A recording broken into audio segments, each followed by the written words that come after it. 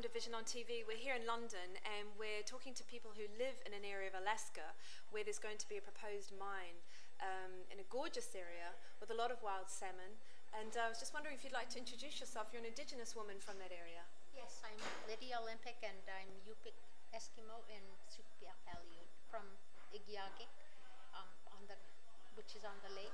Lake Iliamna, which flows into the Kujak, top of the Kujak in Bristol Bay.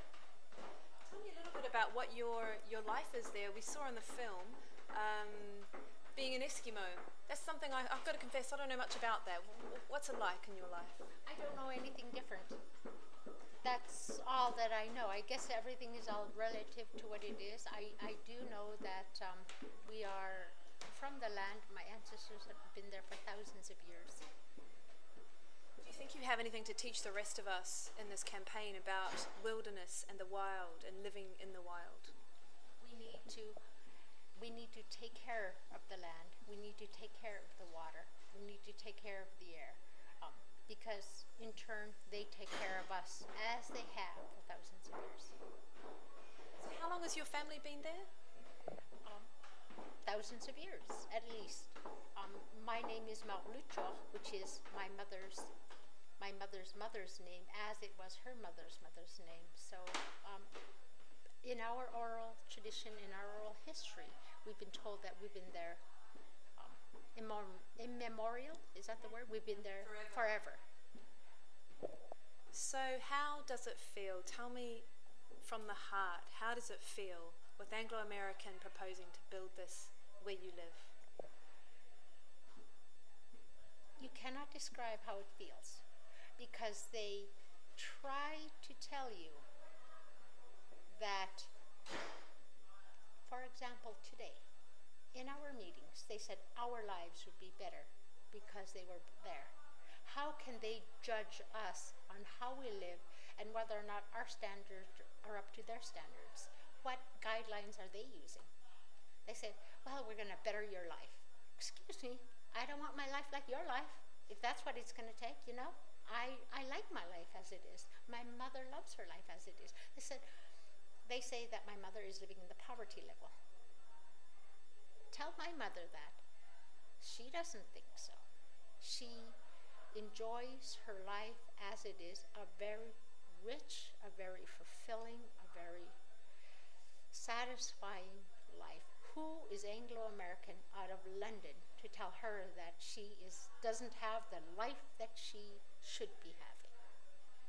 So what did you say today in the meeting when you heard that? They did not give us a chance to respond. Here's your chance now. What do you want to say? Who are you to tell us that my life is poor, that I'm living below the poverty level? Who are you to tell us that our life isn't as rich as your life? And by what standards? Like, who the hell gave you the right to be God? I must say I was very struck today when the representative in your meeting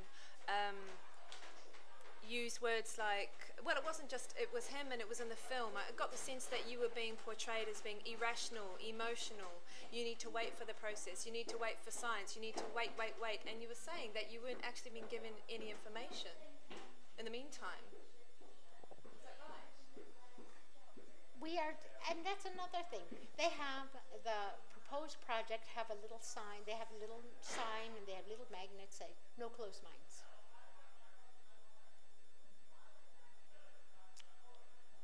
I took their little sign and I put it on my fridge, and my mom has taken that sign itself and put it forever. It's like, because we care for our land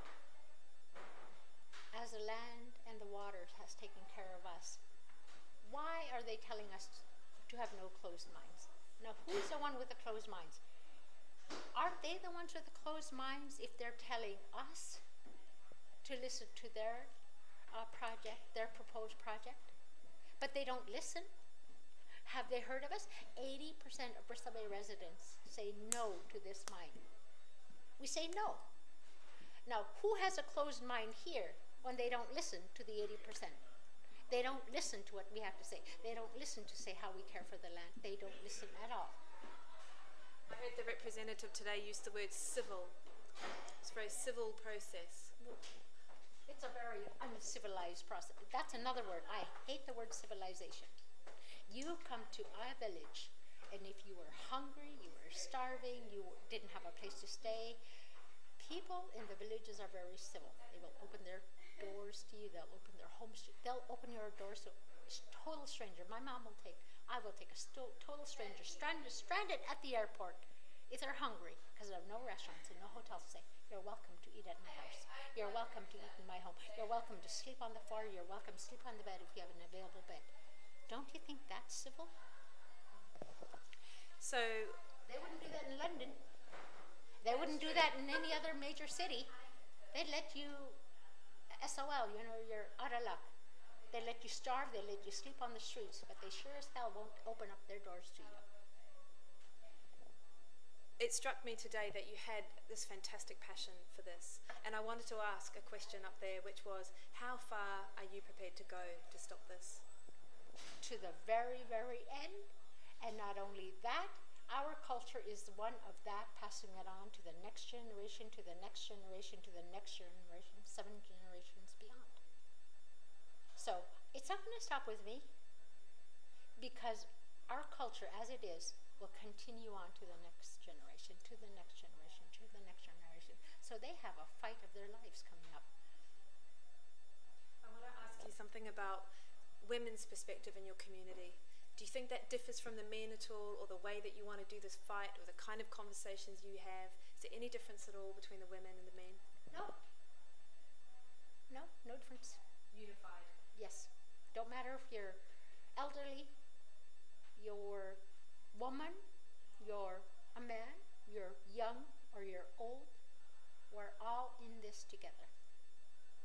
So one last thing, what would you say to the rest of us? Two of your community members were here before, and they talked about the troops, and I said, if we want to join the troops, what can we do? Here in London, tell us what we can do to help you. You can, for one, you can get the word out. Say, hey, have you heard of Bristol Bay? Hey, do you eat wild salmon? Look, this is what is happening on the ground right now, and this is how you can help us. Hey, we're coming over here. We're coming over here in April for the next meeting, the shareholders meeting. Help us there. Thank the jewelers who have joined on. Think and be creative and said, hey, this is what's happening over in the U.S. This is what's happening in little old Alaska, Bristol Bay, small number of people. How can we help them? We may have exhausted our resources, but you from the outside may have said, hey, this would help. We got all the fishmongers or people who buy fish, or we have whatever it is that people who love salmon, how is it that we can help, and we start all working together, and let Anglo-America know that they're not wanted, which we've been trying to tell them all along. They are not wanted. So how can we find out more information about what's going on there? You can go to Bristol Bay, our Bristol Bay. You can become fans on Facebook. I guess that's a very good social media. I know how to get it. You can do renewable resources. Google Pebble Mine. Pebble Mine, Alaska. You're going to have so many hits. It's like unbelievable. And you start thinking of ways that that you can help us. And we should get creative and find our own ways and a way of supporting your campaign, as well as some of the other ones you're talking about. Yes. Think, and not only what we have, but you might have something totally different, that we haven't even thought of, because we're so into it. This is our way of life. This is our tradition. This is our heritage that we have had for thousands of years, and we're so passionate about it that sometimes we forget to think, what, there might be another way. We might totally just not even think of something up there where someone on the outside, like yourself, you know what? This is what we can do. Yeah. Thank you so much for talking to me tonight. You've been on Vision on TV. We've got some ideas there of what to do. Let's go out and do it.